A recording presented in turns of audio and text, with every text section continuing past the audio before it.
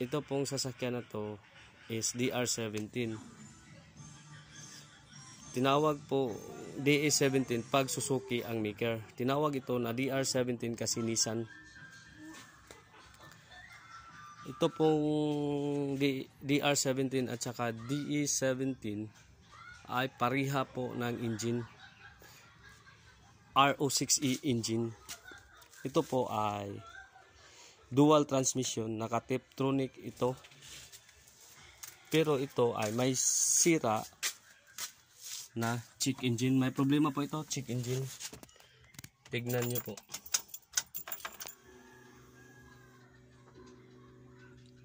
Hindi po lahat ng check engine ay sensor po ang sira.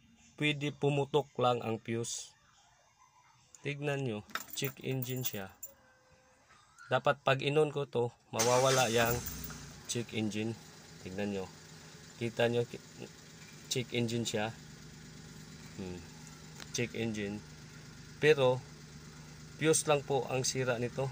Na-check ko na po ito, fuse lang ang sira. Nagpabili pa po ako ng fuse. Tingnan mamaya, i-continue ko ito na mawawala itong check engine. Kasi po, pag naka-automatic yung sasakyan nyo, napaka-sensitive po ng automatic. Kahit fuse lang or valve lang ang masira, minsan po, may epekto sa transmission at saka magchi-check engine siya. Minsan lumalabas dito yung gear, valve lang pala ang sira, gear na may gear dyan. Kaya ipakikita ko sa iyo, mawawala itong check engine pag pinalitan ko ito ng fuse. Dito po nakalagay ang fuse ng dyan, check nyo lang po yan. Tignan nyo po ito, wala nang check engine ito. Kanina po, check engine.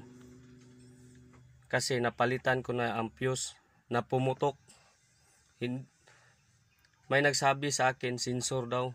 Pero alam ko na hindi sensor ang pumutok.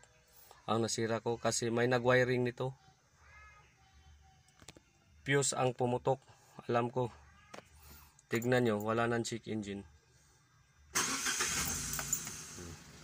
Diba sabi ko, hindi lahat ng check engine sensor ang sira. Pwede sa circuit niya po.